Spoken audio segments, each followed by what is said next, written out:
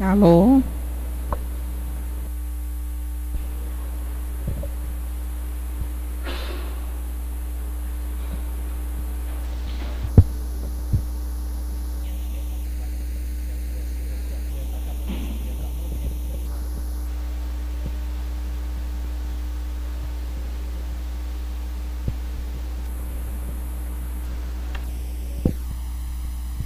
Então, uma boa tarde. Vamos dar início, a nosso encontro de domingo. Sejam muito bem-vindos à nossa casa, os que já frequentam e, em especial, aqueles que estejam aqui pela primeira vez. Sejam muito bem-vindos. Hoje nós temos a alegria, e a honra de ter a nossa irmã Marise Moraes, que é lá do Grupo Espírita Allan Kardec, que fica na Ilha do Retiro. E ela vai falar para a gente sobre o tema As Drogas na Sociedade Moderna, uma visão holística e espiritual.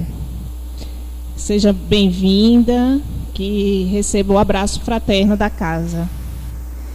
Os avisos iniciais: a direção solicita que desliguem seus celulares ou ponham no modo silencioso. Os passistas só precisam sair para a sala de passes após a palestra, no momento dos avisos finais. Então, como de rotina, vamos fazer a nossa prece inicial. Que possamos serenizar a nossa mente, imaginar que o Mestre Jesus está aqui conosco e crer que Ele esteja aqui conosco, desacelerando os pensamentos, aquietando o nosso coração, para nos colocarmos disponíveis em conexão com o alto.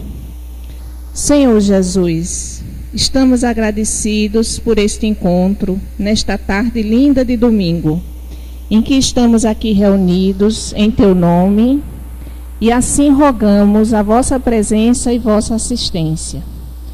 Que possamos neste encontro nos sentir amparados por Teus eflúvios de paz, que nos sintamos acolhidos em nossas petições mais íntimas, que tenhamos os ouvidos da alma bem abertos para entendermos a mensagem da tarde e assim podermos nos equilibrar mais, sermos mais tolerantes, termos mais paciência diante da vida. Que tenhamos mais compreensão dos acontecimentos que nos envolvem neste momento, do quanto é importante vivermos o que estamos vivendo, do quanto é importante fazer o nosso melhor e o melhor para quem está ao nosso lado. Aos amigos espirituais aqui presentes, desde cedo, já prepara o ambiente tão acolhedor. Muito obrigada. Que possamos também colaborar com eles para mantê-lo harmonizado. E assim que nossa irmã receba as melhores inspirações e que fale aos nossos corações. Pedimos também a assistência do mentor da casa, Dr. Bezerra de Menezes, e a nossa Mãe Maior, Maria de Nazaré. Que aproveitemos a reunião e que tenhamos a bênção de Jesus. Passar a palavra à nossa irmã.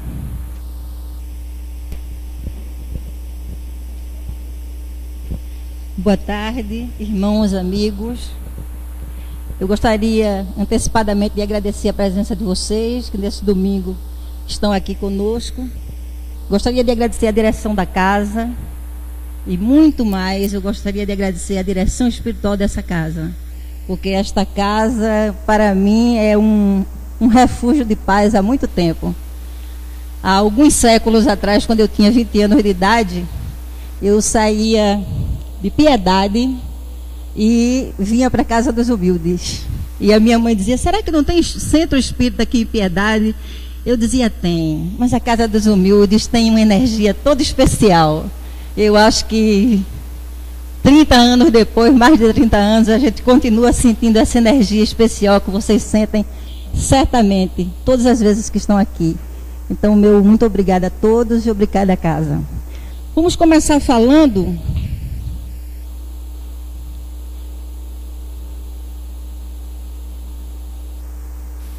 sobre o conceito de droga, né? Então, o que é uma droga? A droga, geralmente, são substâncias com capacidade de alterar as funções intelectuais e provocar dependência, sendo denominadas substâncias psicoativas ou estupefacientes todas aquelas cujo consumo provoca efeitos sobre o sistema nervoso central. Eu vou entrar um pouco nessa parte científica da droga para a gente poder entender mais ou menos como é que ela funciona no cérebro físico, para depois a gente ver como é que ela vai funcionar dentro do cérebro espiritual. Então, tenham só um pouquinho de paciência. Então, elas podem ser estimulantes, como as anfetaminas e metanfetaminas, e a cocaína e seus derivados. Inibidoras, como álcool e a heroína, o que desmente aquela ideia de eu vou tomar uma para ficar alegre. Isso não é verdade. Mas adiante a gente fala por quê. E as perturbadoras, como certos tranquilizantes e anestésicos. Usando esta definição, nós vamos mais adiante para falarmos sobre as origens. Opa. Eu não sou a melhor pessoa do mundo operando um computador não, viu, gente? Então, a grande maioria das drogas conhecidas até hoje, elas entram na vida da gente, entram na vida das pessoas, geralmente como alimento ou como medicamento, né? Os animais usam drogas. Existe uma árvorezinha na África que ela é conhecida porque, principalmente, os macacos vão lá comer as frutinhas delas. Tem até filme na internet, se vocês quiserem ver. É a árvore da marula, que dá um licor que é muito conhecido, a amarula. Então, os macaquinhos vão lá e se embriagam. Elefantes se embriagam. É interessante para ver, mas não muito, né? Então, a cocaína, por exemplo, ela foi descoberta por Dr. Freud, o pai da psicanálise, que começou receitando para pessoas com enxaqueca. E depois é que ele foi perceber que ela aliviava a enxaqueca, aliviava as dores, mas causava dependência química, né? A única droga que se tem notícia até hoje, que entrou realmente como droga, que não veio como remédio ou como alimento, é o crack. O crack, ele já veio dos laboratórios com a ideia de ser droga. E o crack é muito interessante porque alguns espíritos já nos informaram que ele tem a sua matriz química feita para atuar no perispírito. Ela já veio com esta intenção. E a sua fórmula, ela tem uma matriz que foi bolada, criada lá do lado de lá, né? Naturalmente, no lado obscuro, e tem a sua atuação no perispírito. Por isso que ela vicia muito mais rapidamente, às vezes na primeira prova, né? E é muito mais fácil de você ficar dependente e muito mais difícil de você se desprender da dependência química.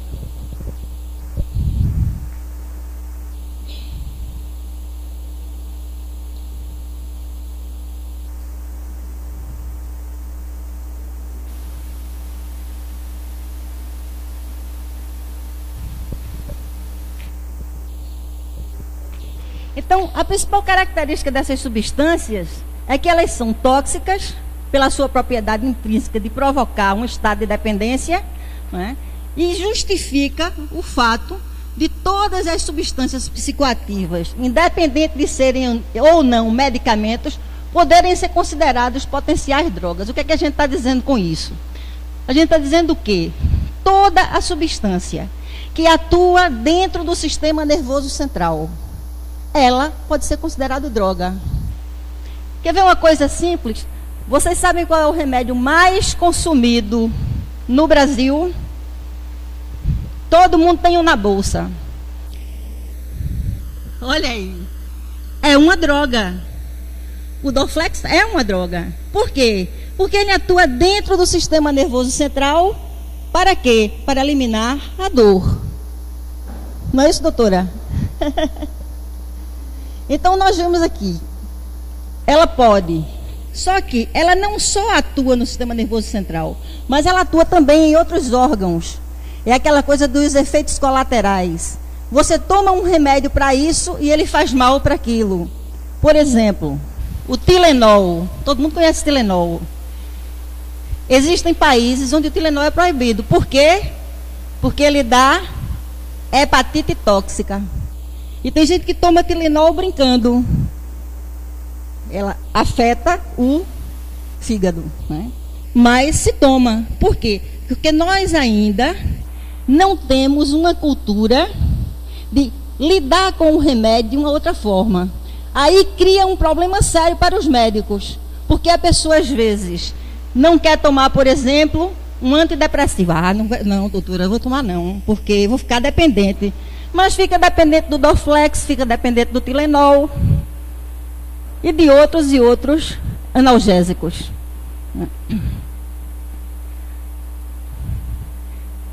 Ela pode provocar intoxicações agudas ou crônicas.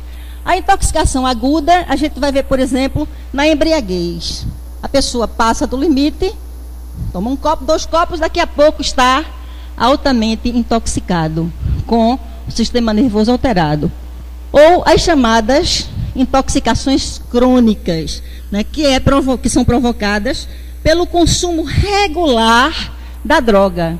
Aquela pessoa que passa a beber todo dia, que passa a usar, por exemplo, a maconha todos os dias, que passa a usar a cocaína todos os dias.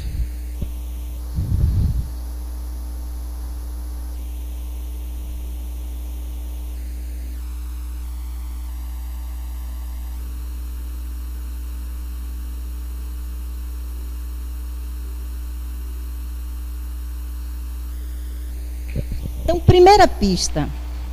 Quando nós falamos de drogas psicoativas, nós estamos falando de drogas que atuam nesta área aqui, dentro do cérebro, na parte mais nobre do cérebro, no chamado sistema límbico, onde ali estão a sede do sono, da fome, do desejo, inclusive do desejo sexual, né?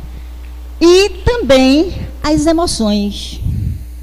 Só que esta área muito nobre aqui, além de ter todas essas coisas, não sei se vocês estão vendo, feito uma cobrinha com uma cabecinha aqui, estão vendo?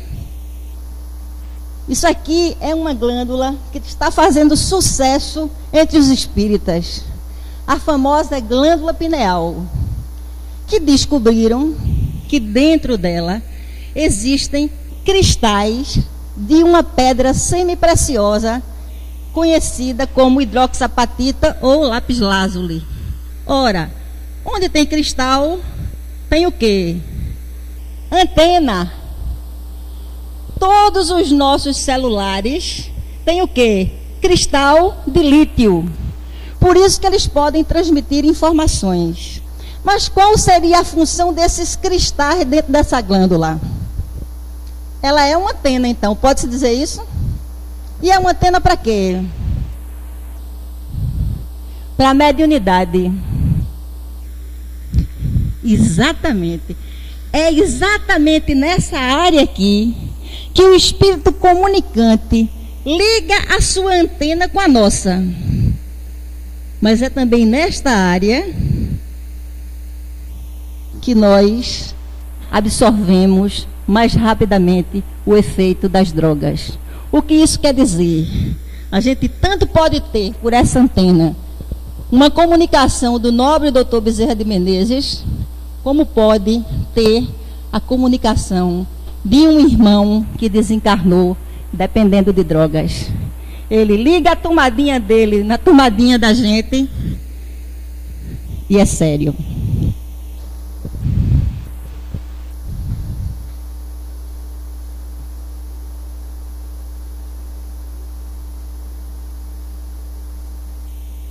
E por que é que é sério? Vamos ver mais de perto. O tamanho tá bom, tá? Tu queres mexer? É facílimo. Ó, pronto, você aperta aqui para o seguinte, e quando quiser aumentar de tamanho ou diminuir aqui, tá bom? Pronto. Dentro do cérebro da gente, existem as chamadas células nervosas, né? E elas estão aqui, e elas funcionam assim, como se fosse uma mão aberta, segurando a pontinha da outra, como se fosse o meu braço. Nesse intervalo aqui, nós temos substâncias, inclusive a famosa substância da alegria, que fica aqui, a serotonina, né? Então, uma joga para a outra e a outra absorve. Uma joga, a outra absorve. No uso das drogas, vai haver muita produção dessa droga e pouca recaptação. Na depressão, as pessoas têm ou uma rápida recaptação ou uma baixa produção. Então, geralmente, o que é que ocorre? A pessoa usa a droga para haver maior produção dessas substâncias e ela acha que pode se sentir alegre, aspas, 24 horas por dia. Tá aqui, ó. Vamos? Por favor.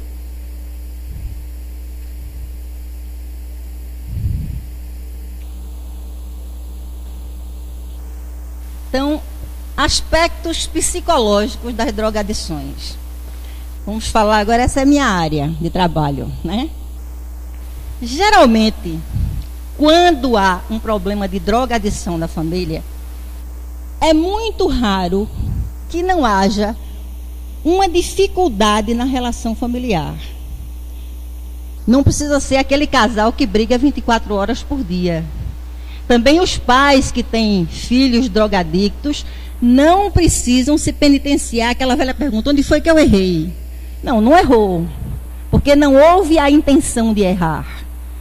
Agora, é preciso que a família, porque a família funciona como se fosse uma banda de música. Todos precisam tocar, estar envoltos na ideia de tocar a mesma música. Porque se numa banda ou numa orquestra, um quer tocar rock, o outro quer tocar samba, o outro quer tocar valsa, fica complicado, né?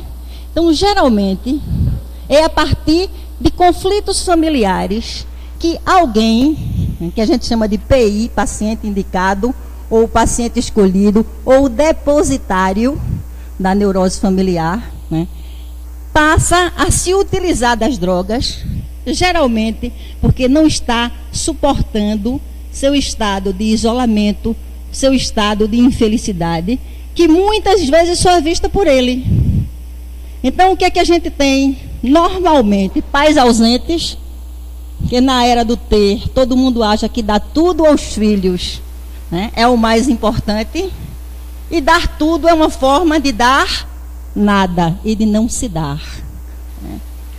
Pai ausente com mãe superprotetora, aí fica aquela briga. Eu sou a mãe boazinha e seu pai aqui não serve. Está vendo seu pai? Seu pai é desse jeito. Isso não é bom. A criança, o adolescente, precisa ver que os pais estão unidos num único objetivo, o objetivo de educá-lo. Se isso não é possível, vamos procurar ajuda.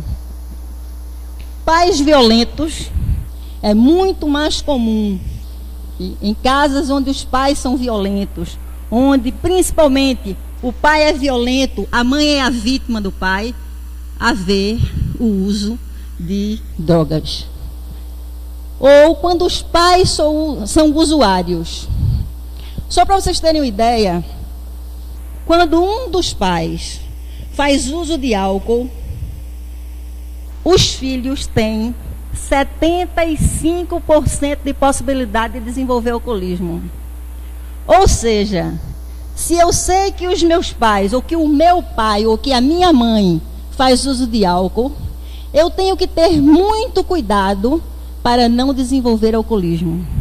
Eu tenho que ter muito cuidado para não desenvolver uso e abuso de outras drogas pesadas ou ilícitas, porque pesadas na verdade são todas, não é? Não existe droga leve. Uma outra questão entra a estrutura de personalidade. Existem personalidades que são muito mais suscetíveis à drogadição. Pessoas que têm, jovens, que têm tendência à depressão. A depressão hoje, se sabe, ela pode se instalar até o 6º mês de vida. Então, há crianças que são depressivas e os pais não notam. Há pessoas que nunca tiveram um dia de depressão, mas têm uma organização, uma estruturação depressiva. Essa é a minha área de domínio, né? Então, essas pessoas, elas tendem mais a ir buscar nas drogas o prazer que elas não encontram na vida. Por isso que a gente chama a clínica da depressão de a clínica do vazio. Porque a pessoa sente um vazio imenso, um estado de solidão que parece inabalável. Então ela acha que ficando drogada o dia inteiro, ou com uma, aspas, alegria artificial, elas podem vencer isto, o que é um grande engano. A forma como a droga... Perdão, aqui ainda faltou uma coisa que eu esqueci de falar. Também é muito comum pessoas que têm uma personalidade muito infantil e que têm dificuldade de lidar com os problemas de forma mais amadurecida.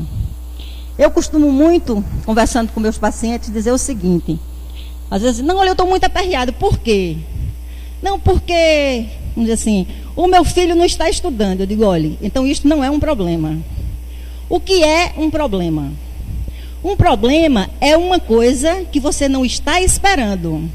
É como se eu dissesse, olha, quando você compra um carro, por exemplo, quais são os problemas que você tem? A gente só pensa quando compra um carro que vai poder passear, que vai poder ir para todos os lugares. Não, tem um lado chato. Você tem que lavar o carro, você tem que abastecer, tem que fazer revisão, não é? Tem que trocar pneu às vezes meio-dia em ponto, na chuva ou no sol. Mas ninguém se lembra desse lado, só lembra do lado bom. Então, ora, quando você entra em certas situações, você tem que estar predisposto a lidar com o que vem com elas.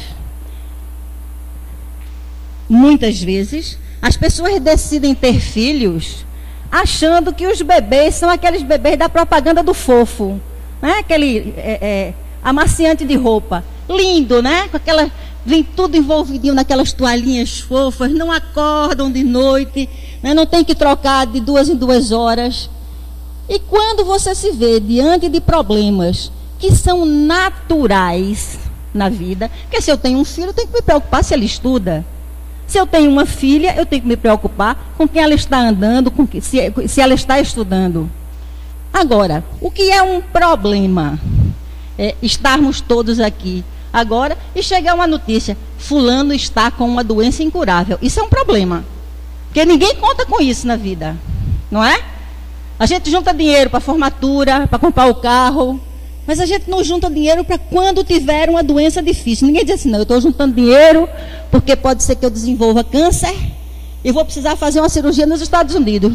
Nunca vi ninguém fazer isso.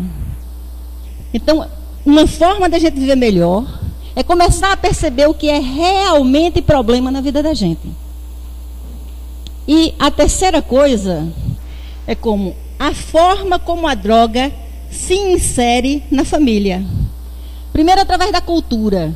Existem culturas onde as pessoas fazem uso de álcool, mas não desenvolvem alcoolismo. Por exemplo, é muito raro um alcoólico entre os judeus. Por quê? Porque o álcool, no judaísmo, ele entra como ritual. Então, faz parte da cultura, né? Já num lar onde, vamos dizer, todos os sábados tem a rodadinha de cerveja, o churrasquinho, né?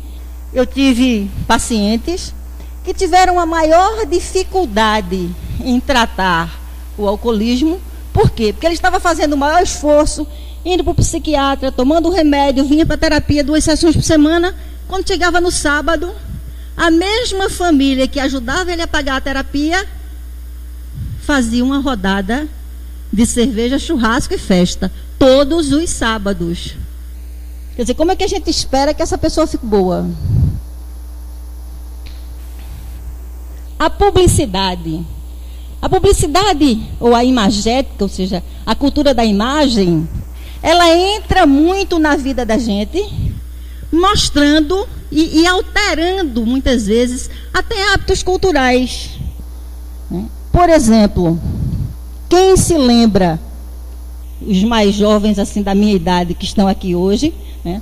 Na nossa época, era chiquérrimo fumar, não era?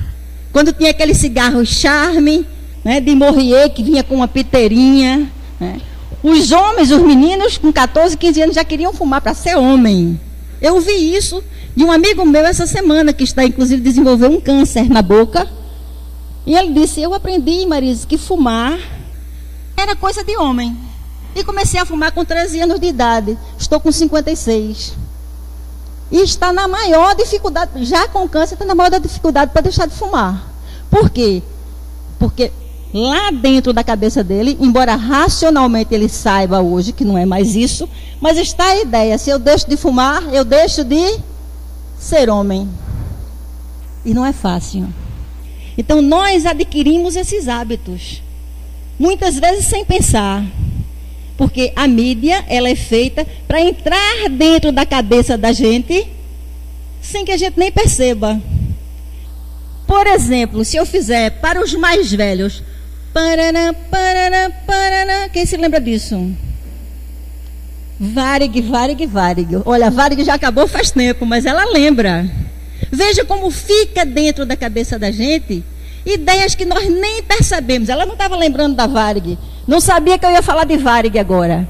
Mas fica dentro da cabeça coisas que nós não percebemos. E são essas coisas que muitas vezes comandam os nossos atos. O uso, o abuso de remédios. Às vezes a gente diz para os filhos, não tome droga. Olha, droga é muito ruim. Aí ele vê dentro da bolsa da gente a velha caixinha do Dorflex. Né? Qualquer coisinha a gente vai lá no Dorflex. Não, mas é só um Dorflexzinho para dor na coluna, para isso, para aquilo. E aí, como é que fica? Não beba. Mas aí a gente vai na festa, né? Dá um abalozinho na bebida que estava lá. Mas foi só um dia. Meu filho, seja honesto. Aí ele vê a gente empurrando o irmão que está na frente para pegar o ônibus primeiro. Não é? Não minta, ó, mas se Bruno me ligar, diz que eu não estou não, tá certo? O ser humano, gente, ele precisa de coerência. A mente da gente, até quando está louca, é coerente. Então, se a gente tem uma prática, né, que é incoerente com o que a gente prega, o que se estabelece não é a pregação, é a prática. Então vamos ficar atentos para isso. Oba, obrigada.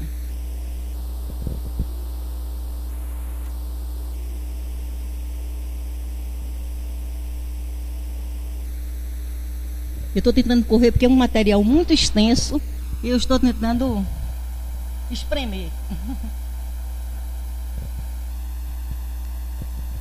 Então, como os jovens chegam às drogas? Eu acho que essa frase, ela diz muito. Meus heróis morreram de overdose. Meus inimigos estão no poder. Ideologia, eu quero uma para viver. Pode ser saudosismo da minha parte, mas eu cresci, eu lembro eu com 4 anos de idade, eu fui alfabetizada muito cedo.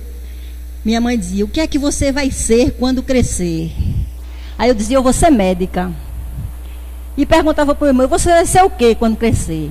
Ele dizia que ia ser advogado. Na verdade, virou engenheiro. Quem virou advogado foi o outro. Ou seja, nós crescíamos com uma ideologia. Nós tínhamos um conhecimento religioso em casa, muitas vezes católico, que era o mais comum, católico ou evangélico, mas tínhamos uma ideia de que queríamos crescer. E crescer para dar certo, né? Principalmente, a gente dizia assim, eu me lembro que lá em casa nós falamos assim, quando eu crescer eu vou me formar para ajudar os meus pais. A gente tinha aquele sentimento de gratidão. Por quê? Porque meus pais pagaram minha escola, né, cuidaram de mim. Se você perguntar hoje, a grande maioria dos jovens e das crianças não sabe por que está indo para a aula. Podem fazer essa pesquisa. Por que você vai para a escola? O máximo de resposta que vocês vão dar é porque eu quero aprender. O que e para quê? Ou seja, falta uma ideologia. E para quê? Nós invertemos a situação. Hoje os pais trabalham para satisfazer os filhos. Eu tenho que trabalhar para dar o melhor celular. Quando passar no vestibular eu dou o melhor carro que eu puder. Vejam como nós invertemos. Hoje nós nos fazemos escravos dos filhos. Quando na verdade, ou seja, qual a gratidão que esses filhos vão ter em relação a nós? Até nenhuma. Até porque eles estão desorientados. Eles não sabem por que estão aqui, o que é que estão fazendo aqui. Então é preciso que nós retomemos essa ideia de ter uma ideologia dentro de casa. Para que as pessoas se reorientem. Nós precisamos retomar os ideais da família. Porque ninguém mais sabe o que é que está fazendo aqui. Parece que está todo mundo a passeio. Aí se reclama que os jovens são irresponsáveis. São não. Eles não são irresponsáveis. Eles não sabem o que é que estão fazendo aqui. E se a gente não disser, vai ficar mais complicado ainda. Não importa a que classe pertençam. Então, ele diz aqui, o que leva o jovem a fazer uso da droga é a busca do prazer, da alegria, da adrenalina, como dizem os jovens, né? Tem que ter uma adrenalina. Não sabem eles que a adrenalina faz um mal enorme em excesso. Principalmente na área sexual. Quando tem muita adrenalina, as coisas não funcionam muito bem, não. Né? Onde o prazer solitário é restrito ao próprio corpo, cujo preço é a autodestruição. Nós estamos criando jovens cada vez mais sozinhos. Outro dia eu cheguei na casa de um parente meu, estava o pai na sala com um notebook, a mãe no quarto com outro, e cada filho em um quarto com um notebook diferente. Cadê a família? Aí eu brinquei, disse, olha, eu vou para casa e vou me comunicar com vocês pelo Facebook, porque é muito mais fácil. Cadê a família que sentava na mesa do jantar e conversava? Quem não conhece aquela música, naquela mesa ele sentava sempre, né? Naquela mesa está faltando ele. Quer dizer, quanta coisa eu não pude aprender com o meu pai sentada na mesa do jantar. Meu pai nos ensinou 3 línguas, conversando com a gente na mesa do jantar. Porque naquela época não tinha curso de inglês, e quando tinha, era muito caro, inglês, francês, essas coisas era muito caro. Então o meu pai, conversando com os filhos, conseguiu nos ensinar outras línguas. Hoje, quem é que pode ter um privilégio desses?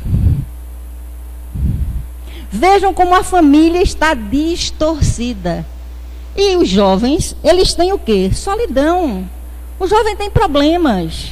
Não é o problema de, meu Deus, como eu vou pagar as contas do final do mês. Mas ele está aprendendo a viver. Ele não tem respostas. Se ele não tem resposta, ele tem que perguntar para alguém. Aí o que é que ele faz? Ele vai para a rua. E vai procurar um grupo que está padecendo das mesmas ansiedades dele. E é aí que entra o traficante. O traficante é o melhor cara do mundo. Ele é o cara, como diz a música. É o cara que pensa em você toda hora, como diz aquela musiquinha. Por quê? Porque o traficante, ele é um perverso. Perverso no sentido psicológico. E os perversos, eles dizem o que você quer ouvir. Se eu vejo que ela dá importância a essa blusa dela, mas essa blusa é muito bonita, eu nunca vi uma blusa dessa. Isso na cabeça de um jovem é muito bom. O traficante chega para ele e diz, Você está com problemas em casa. É porque seus pais não lhe tratam como você merecia. Pronto, ganhou. E vai passar a ser o melhor amigo dele. E as primeiras doses são gratuitas. A primeira dose, a primeira pedra é gratuita. O traficante é ótimo. Ele dá tudo de graça no começo. Depois ele puxa o freio. Por quê? Porque onde falta um pai, onde falta uma mãe, o traficante entra.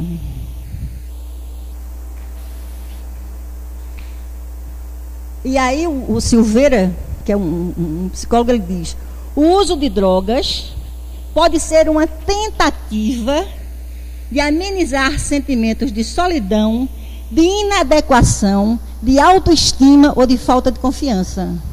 Além do mais, o jovem fica muito condicionado ao estado de grupo. Você veja quando você diz assim para um jovem: ah, mas por que você quer comprar esse tênis? Ah, porque fulaninho tem um igual.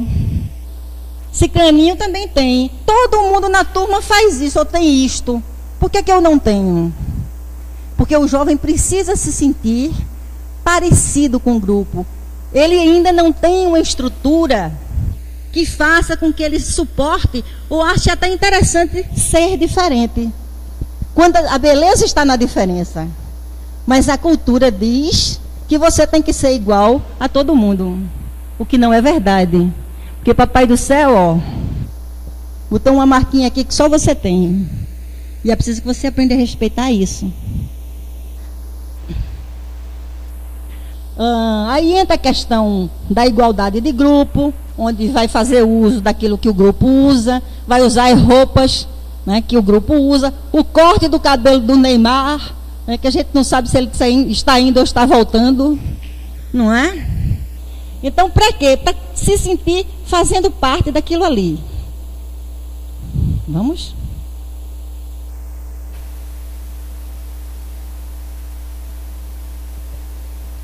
Isso aqui, gente, é uma imagem da Cracolândia, em São Paulo. Quem assistiu Nosso Lar? Se você chegar na Cracolândia à noite, você pensa que está no umbral. É aquelas pessoas se arrastando, outras jogadas pelo chão, cobertas com esses lençóis podres, um mau cheiro terrível. Você tem a sensação, a certeza de que está no umbral. Olha, dá uma dor tão grande você vê filhos de Deus naquela condição. E dá um sentimento de impotência para a gente que é profissional de saúde, dá vontade de dizer: ó, eu vou pegar tudinho e vou levar para tratamento.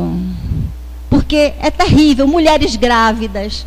Eu não quis nem colocar essas imagens de mulher grávida, porque é terrível vocês verem meninas de 11, 12 anos com a barriga por aqui, usando crack. E aí nós pegamos uma citação do Livro dos Espíritos, onde ele diz: Deus não pode considerar agradável uma vida em que o homem se condena a não ser útil a ninguém.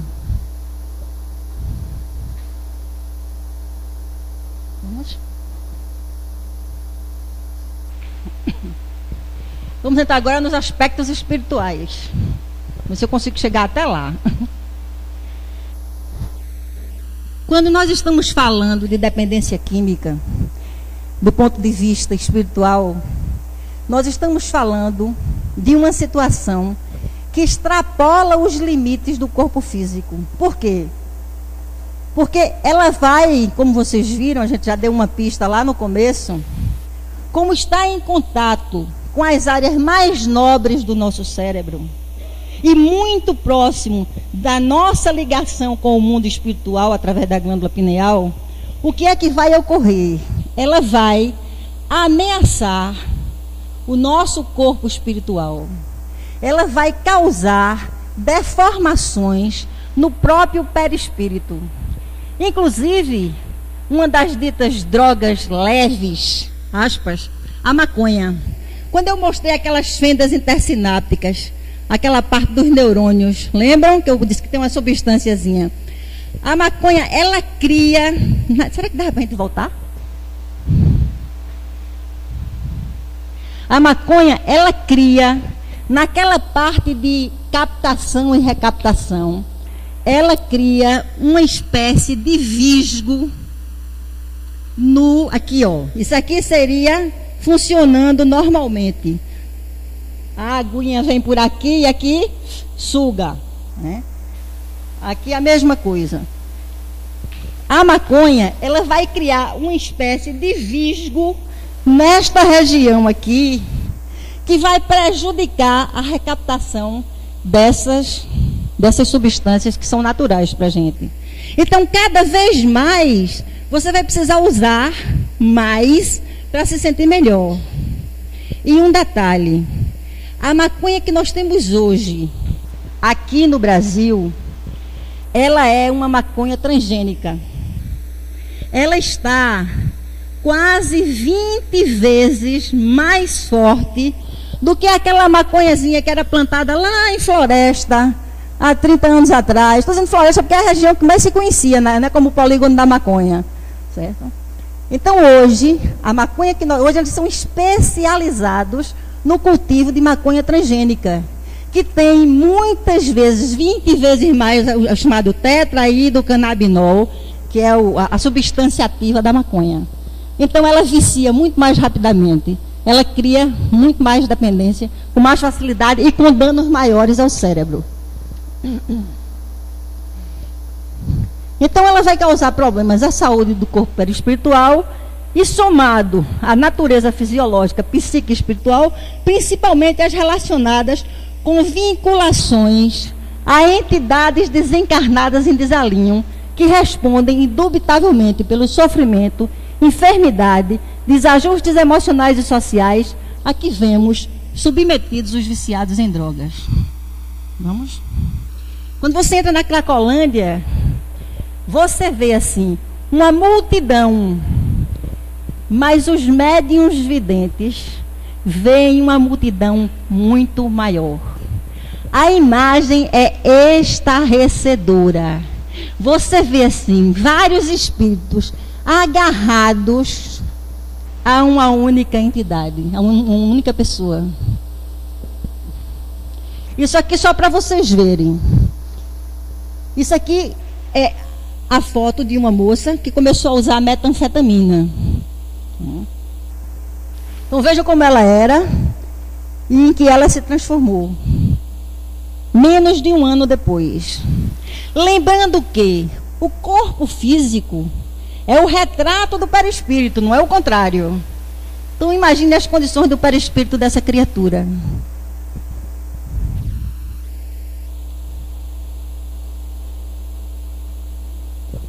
A medicina do espírito, vamos falar um pouquinho dela, né? Revela-nos a ciência médica. Pode aumentar um pouquinho? Pronto. Que a droga, ao penetrar no organismo físico do viciado, eu não gosto desse termo, mas isso como foi retirado de uma palestra, de um artigo, depois eu vou botar os créditos. Eu geralmente uso o termo dependente, mas eu quis respeitar a descrição do colega que fez esse artigo. Atinge o aparelho circulatório, o sangue, o sistema respiratório, o cérebro, as células, principalmente as neuronais, ou seja, as células nervosas. E a gente vai ver mais adiante, eu trouxe também uma imagem, por que é que isto acontece. Na obra Missionários da Luz, que quem não leu, leia. Leia e releia várias vezes, porque todas as vezes que eu leio o André Luiz, olha gente, eu leio o André Luiz desde que eu tinha 10 anos de idade. Cada vez que eu leio, eu descubro uma coisa nova. Se vocês pegarem Missionários da Luz, vocês vão ver que lá está o tomógrafo. Olha, aquela obra foi escrita em 1949. Ninguém sabia nem o que era tomógrafo. Mas lá está descrito o tomógrafo, está descrito os mapas de DNA. Podem observar que vocês vão encontrar. Em 1949 já se falava de teste de DNA em Missionários da Luz.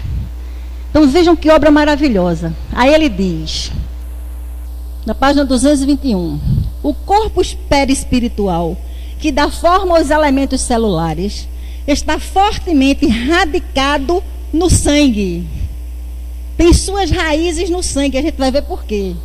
O sangue é elemento básico de equilíbrio do corpo perispiritual. O nosso sangue é essencial que ele esteja saudável, que é ele que vai dar equilíbrio ao nosso corpo perispiritual.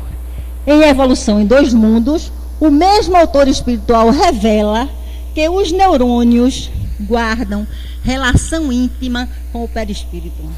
Então, 2 pontos. O perispírito está enraizado no sangue, tem suas raízes energéticas captadas no sangue e nos neurônios. Deixa eu pegar mais uma linha.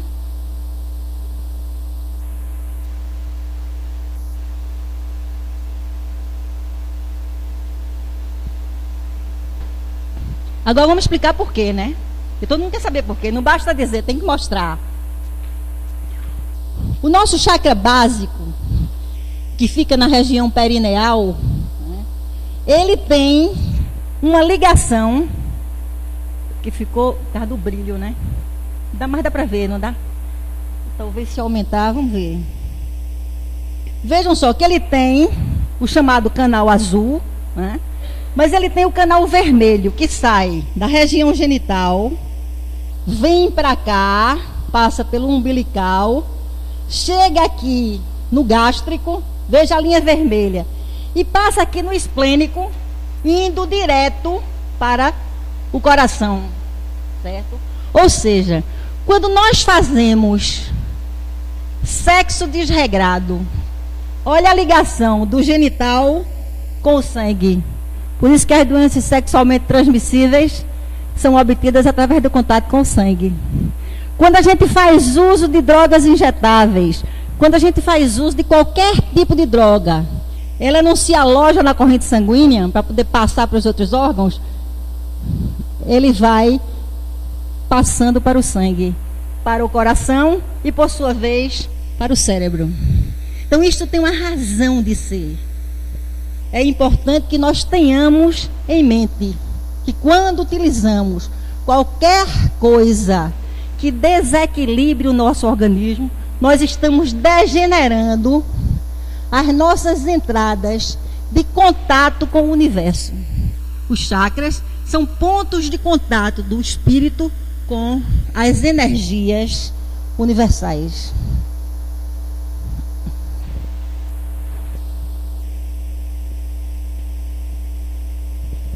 Medicina do Espírito 2. Comparando as informações dessas obras com a ciência médica, o que é que nós concluímos? Que a agressão das drogas ao sangue e às células neuronais vai se refletir nas regiões do corpo perispiritual, em forma de lesões, de deformações, que em alguns casos vão comprometer a própria aparência do perispírito, daquela foto que a gente viu antes. Aí o perispírito, por sua vez, fica deformado e deforma o corpo. Às vezes a gente vê uma pessoa e leva um certo tempo sem ver, ele assim, meu Deus, como fulano está acabado, envelhecido. Por quê?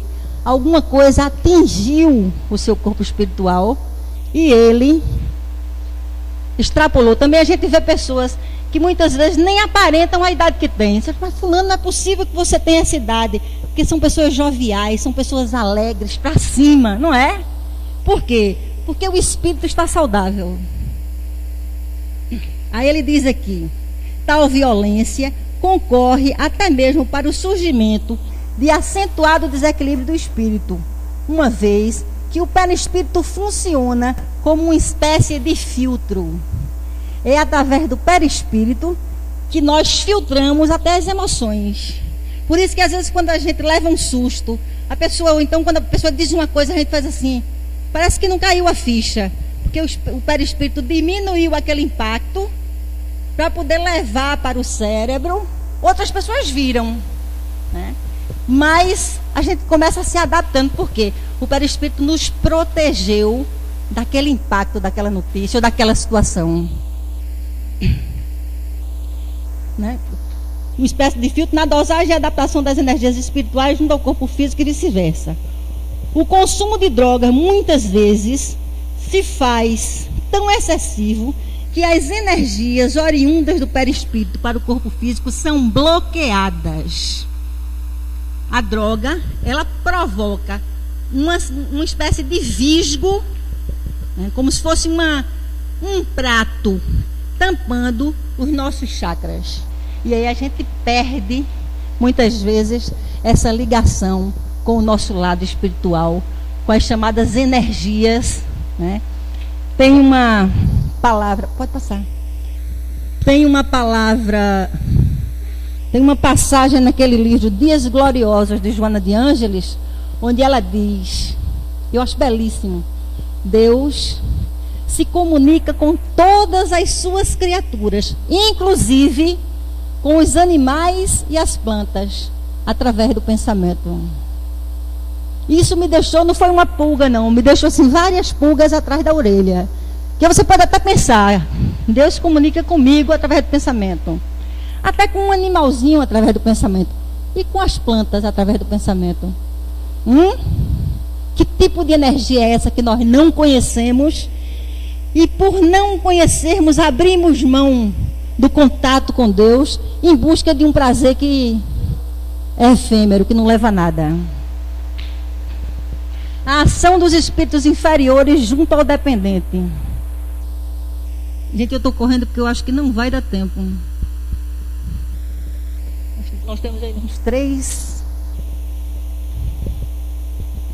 Esta ação pode ser percebida através das alterações do comportamento do dependente. É a primeira coisa que a pessoa começa a apresentar. Ela começa a apresentar um comportamento que não é comum, um isolamento, às vezes alergias constantes, espirros constantes, gripes constantes. Depois você vai perceber mentiras constantes, porque todo drogadicto mente. É impressionante. Eles mentem tanto que chega um momento que não sentem. E se penalizam porque mentem, mas parece que é uma coisa que parece incontrolável para eles. Mas isso faz parte da sintomatologia, né?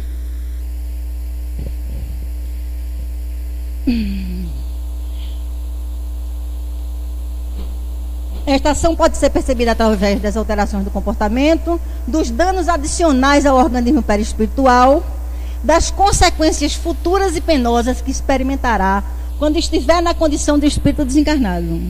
Porque recompor esse perispírito vai dar muito trabalho para reencarnar novamente, se puder. Porque a fila de reencarnação não está fácil. E possivelmente não será mais aqui, né? Alijado do seu livre-arbítrio, que é a coisa mais linda, né, que Deus nos deu, é o livre-arbítrio, que até Ele respeita, né? Porque se Deus não respeitasse o livre-arbítrio, todo mundo acreditava em Deus. Era obrigado a acreditar em Deus, né? Aí a gente abre mão dessa liberdade em busca de prazeres que não levam a nada. O dependente torna-se, então, objeto da vontade dos desencarnados, que procuram a qualquer custo manter seus hábitos através das sensações do seu hospedeiro. Vamos? O dependente desencarnado. O espírito guarda seus condicionamentos, suas tendências, né? Eu vou correr só um pouquinho com isso aqui, porque eu acho que tem uma parte mais interessante, né? O pensamento do dependente fica ocupado pelos pensamentos do desencarnado, que faz dele uma espécie de isca para obter o que quer, e a pessoa vai aos poucos deixando de ser ela mesma. E tem toda a sua personalidade ocupada pela personalidade do dependente químico desencarnado, né? Causando problemas psicológicos graves, inclusive as chamadas psicoses tóxicas, mais conhecida como a esquizofrenia tóxica. Aí a pessoa começa a ter delírio, ter alucinação, aí a gente interna para desintoxicar. Só essa última parte aqui. Transformados em copos ou cachimbos vivos, cachimbo para uso do crack, né? Os dependentes perdem sua vontade, sua capacidade de escolha e passam a viver à vontade do espírito vampiro. O pensamento ocupado pelo ser espiritual funciona apenas para encontrar formas de obter a droga a qualquer custo. Mentiras, furto, prostituição, tráfico vão fazer parte da vida daquele jovem que muitas vezes antes era um jovem produtivo.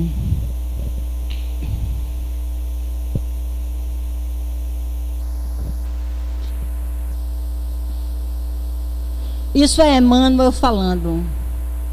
O espírito de um viciado em drogas, em face do estado de dependência a que acha submetido do outro lado da vida, sente o desejo e a necessidade de consumir a droga. Essa sobrecarga mental indevida afeta tão seriamente o cérebro a ponto de ter suas funções alteradas. Inclusive, essa alteração muitas vezes é tão forte que quando se faz uma tomografia, o cérebro está completamente deformado. Chega a ser física, né?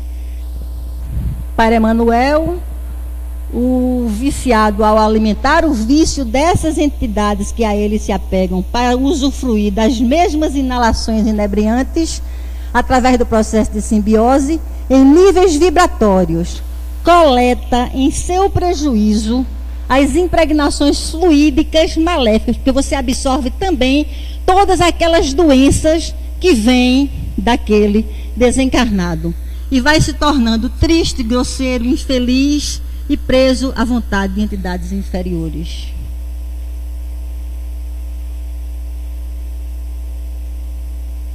O Centro Espírita no combate às drogas. Eu tenho quantos minutos ainda? 2 minutos, né? 3, pronto.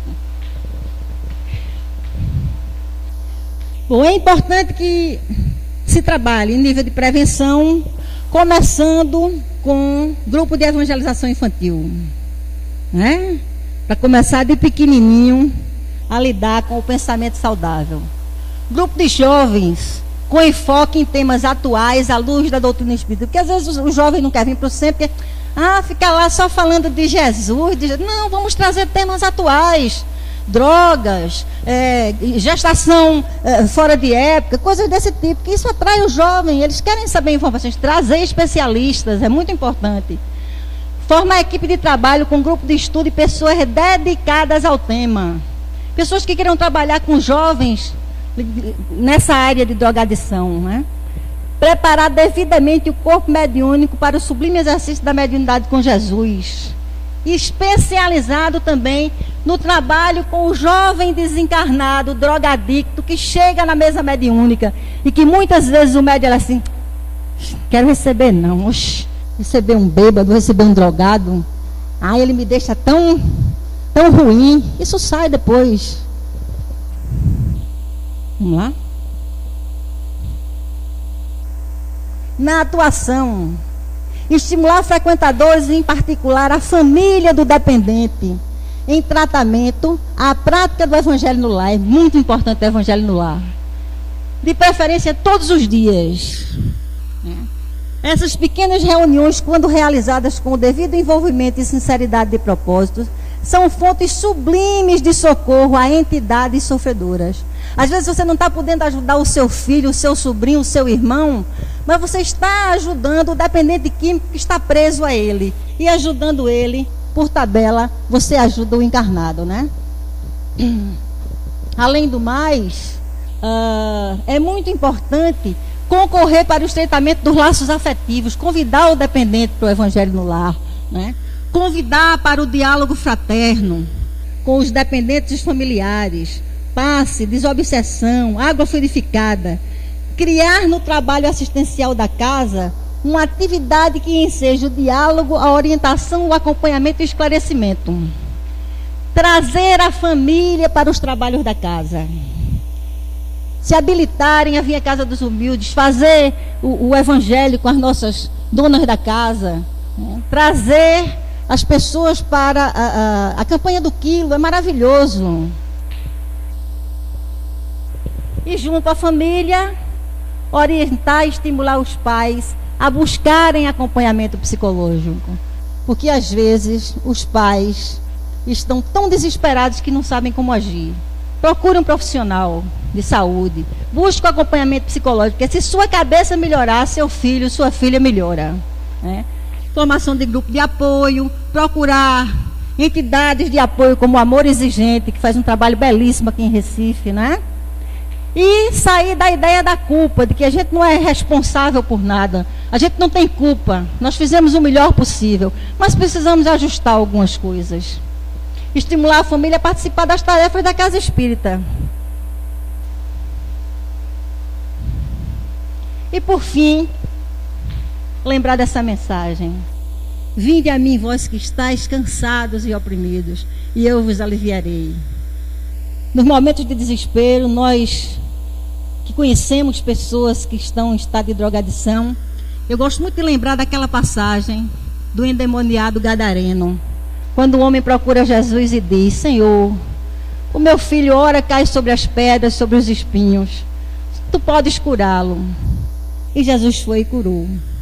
Agora é preciso que a gente tenha esse desejo dentro da gente, não só de curar aquele parente nosso, mas principalmente se a gente devotar o nosso amor ao desencarnado que está levando aquele parente para aquela situação. Eu quero agradecer a vocês, quero pedir desculpas porque foi um pouco apressado, mas também passei da hora. E eu quero desejar a todos que a paz de nosso Senhor Jesus Cristo, o amor de Deus, as bênçãos de Maria estejam sempre presentes nos lares de vocês. E para todo aquele que conhece um drogadito, lembre-se que quando Deus fez pessoas fortes, foi para que elas pudessem dividir a sua força, amparando aqueles que estão fracos. Muito obrigado. Boa tarde. Muito obrigada, nossa irmã Marise, pela generosa reflexão. Foi linda hoje à tarde. Tenho certeza que todos nós aprendemos e vamos levar não só essa semana, mas para a nossa vida. Muito obrigada. Os avisos finais. Todo domingo às 16 horas temos a reunião da Mocidade Espírita. Os jovens compareçam, né, pegando carona no convite, no alerta que a nossa irmã fez, e principalmente na evangelização infantil, que é onde tudo começa e onde a gente pode realmente fazer a diferença. Então tragam suas crianças. Amanhã, segunda-feira, às 19h45, nós teremos a reunião de consulta espiritual. A reunião de terça-feira, às 20 horas, teremos o palestrante convidado, a irmã Micheline Gonçalves, do Centro Espírita Maria de Nazaré, localizado no Arruda, que fará, como de sempre, o estudo do Livro dos Espíritos. Nas sextas-feiras, às 20 horas, nós temos na casa os estudos espíritas, né? Sobre a regência de Bruno Tavares. Na primeira sexta-feira, a gente faz o estudo de André Luiz e a vida no plano espiritual. Na segunda sexta-feira, Allan Kardec, o educador e o codificador. Na terceira sexta, Joana de Ângeles e a psicologia espírita.